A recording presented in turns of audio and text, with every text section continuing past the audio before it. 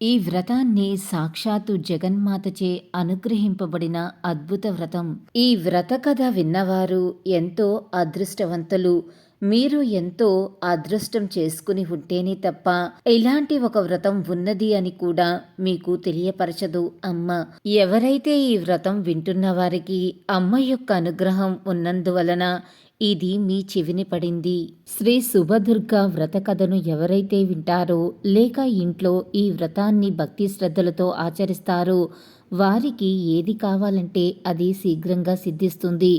సంతానం లేని వారికి సంతానం, వివాహం కాని వారికి వివాహం, విద్య, ఉద్యోగం, ఆరోగ్యం, వివాహమైన స్త్రీమూర్తులకు దీర్ఘ సుమంగళి మణులుగా ఉంటారు. అబ్బా, ఒక్కటేమిటి, సర్వ సౌభాగ్యాలు కలుగుతాయంటే ఆశ్చర్యమే. వారిల్లు ఎల్లప్పుడూ ధనధాన్యాలతో సమృద్ధిగా ఉంటుంది. దేనికి ఎటువంటి లోటు ఉండదు. సత్యనారాయణ స్వామి వ్రతంలో ఏ విధంగా అయితే 5 కథలు ఉంటాయో అలాగే ఈ వ్రతంలో కూడా 5 కథలు ఉంటాయి. ఈ వ్రతాన్ని చెయ్యలేని వారు కనీసం ఈ వ్రత కథలను విన్నా సరే మీరు అనుకున్న కోరికలు తప్పకుండా నెరవేరతాయి. ఈ వ్రతంలో 5 కథలలో నేను ఈరోజు 3వ కథని చెబుతున్నాను. శ్రద్ధగా మనసు పెట్టి వినండి. ఈ వ్రతం గురించి తెలిసిన వారు ఎవరైనా ఉంటే కమెంట్ సెక్షన్లో తప్పకుండా తెలియపరచటం మర్చిపోవద్దు. ఎవరైనా మొదటి 2 కథలు వినని వారు మన ఛానల్లో ఉంటాయి, చూడండి. లేకపోతే డిస్క్రిప్షన్లో పెడతాను, చెక్ చేయండి. ఇక శ్రీ శుభదుర్గా వ్రత కథ 3వ అధ్యాయం, కవల పిల్లల కథ. పూర్వకాలంలో ఆంధ్రప్రదేశంలో శ్రీశైల పుణ్యక్షేత్రానికి దగ్గరలో వీరభద్రాపురం అనే గ్రామం ఉండేది. ఆ గ్రామంలో రామయ్య అనే వడ్రంగి ఉండేవాడు. అతడు చిన్న చిన్న వడ్రంగి పనులు చేసుకుంటూ కాలాన్ని గడిపేవాడు. అతని భార్య సుమతి రామయ్యకు చేదోడు వాదోడుగా ఉండేది. ఆ దంపతులకు తండ్రి నుంచి వారసత్వంగా సంక్రమించిన ఇల్లు ఉండేది. దానిలో నివాసముంటూ వచ్చిన దానితో సంతృప్తి పడుతూ జీవింపసాగారు. అయితే వారికి వివాహమై 12 సంవత్సరాలు అయినప్పటికీ సంతానం కలగలేదు. ఇది వారికి పెద్ద వెలితిగా ఉండేది. సంతానం కోసం సుమతి ఎన్నో పూజలు చేసింది, అయినా ఫలితం లేకపోయింది. ఇది వారి మనసులలో ఎల్లప్పుడూ బాధగా ఉండేది. రోజులిలా గడుస్తూ ఉండగా ఒకనాడు రామయ్య వడ్రింగి పని నిమిత్తం పొరుగురు కృష్ణాపురానికి వెళ్ళాడు. అక్కడ ఒకరు కొత్త ఇల్లు కట్టిస్తూ వడ్రంగి పని అంతా రామయ్యకు అప్పచెప్పారు. పని పూర్తయి గృహప్రవేశం జరిగే రోజు వచ్చింది. గృహప్రవేశానికి రామయ్య దంపతులను కూడా ఆ ఇంటి యజమాని ఆహ్వానించాడు. ఆ రోజు ఇంటి దంపతులిద్దరూ శుభదుర్గా వ్రతం చేయటం సుమతి గమనించింది. ఈ వ్రతం తానెప్పుడు విని ఉండలేదు. ఇదే విషయాన్ని ఆ ఇంటి యజమాని భార్యను అడిగింది. ఈ వ్రతం తమ ఇంట ఎప్పటినుంచో సాంప్రదాయంగా వస్తుందని, ఎవరైనా ఈ వ్రతం ఆచరించవచ్చని, ఎన్నో శుభాలు జరుగుతాయని ఇంటి యజమాని భార్య చెప్పింది. సుమతి ఆమె నుంచి శుభదుర్గా వ్రత విధానమంతా వివరంగా తెలుసుకున్నది. కొన్ని రోజుల తర్వాత ఒక శుక్రవారం నాడు సుమతి శ్రీ శుభదుర్గా వ్రతం ఆచరించింది. తనకు చక్కటి సంతానాన్ని ప్రసాదించమని ఆ జగన్మాతను వేడుకున్నది. సంతానం కలిగిన తర్వాత మళ్ళీ వ్రతం చేస్తానని అనుకున్నది.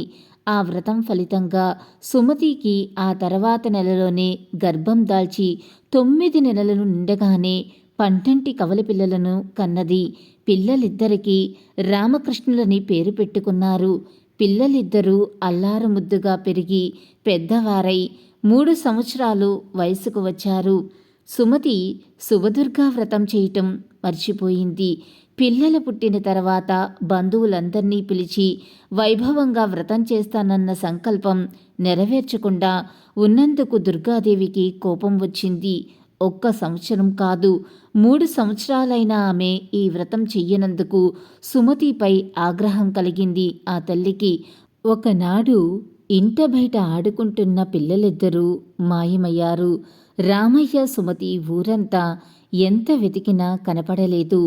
లేక కలిగిన పిల్లలు ఏమయ్యారోనని ఎంతో బాధపడ్డారు.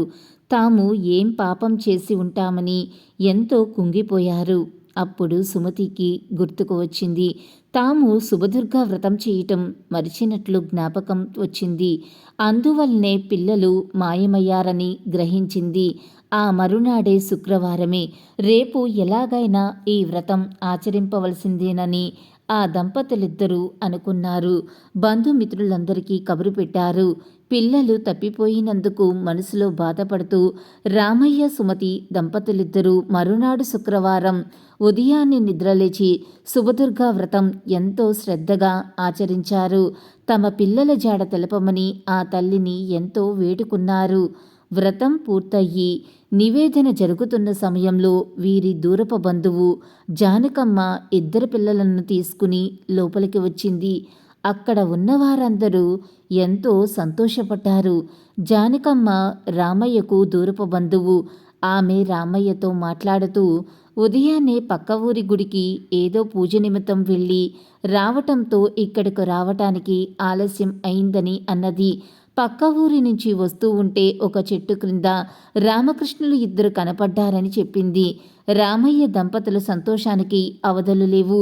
వారు పిల్లలు తిరిగి దొరికినందుకు ఎంతో సంతోషపడ్డారు. మధ్యాహ్నం భోజనాలు అవ్వగానే బంధువులందరూ వెళ్ళిపోయారు. జానకమ్మ కూడా తన ఇంటికి వెళ్ళబోయింది. తమ పిల్లలను తిరిగి తీసుకుని వచ్చినందుకు రామయ్య దంపతులు ఆమె కృతజ్ఞతలు చెప్పి చీర రవిక ఇచ్చి బహుకరించారు. అవి తీసుకుని జానకమ్మ ఆ దంపతులను ఆశీర్వదించి వెళ్ళిపోయింది. ఇంకా ఆ దంపతులిద్దరూ పిల్లలిద్దరితో కాసేపు కబుర్లు చెప్పి కాసేపు విశ్రమించారు. ఇంతలో సాయంత్రం 5 గంటలయ్యింది.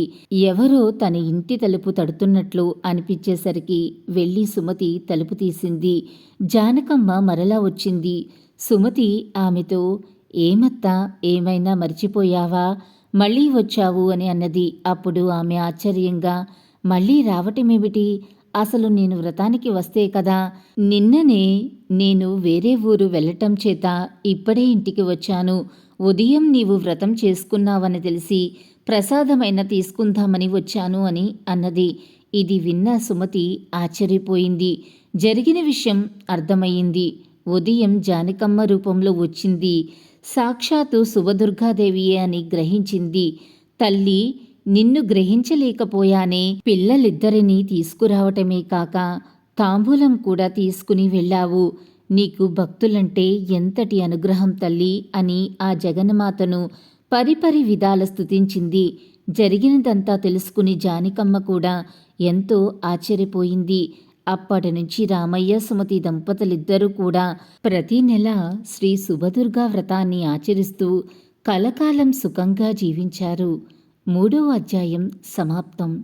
యాదేవి సర్వభూతేషు బుద్ధిరూపేణ సంస్థిత నమస్తస్మై నమస్తస్మై నమస్తస్మై నమో నమః.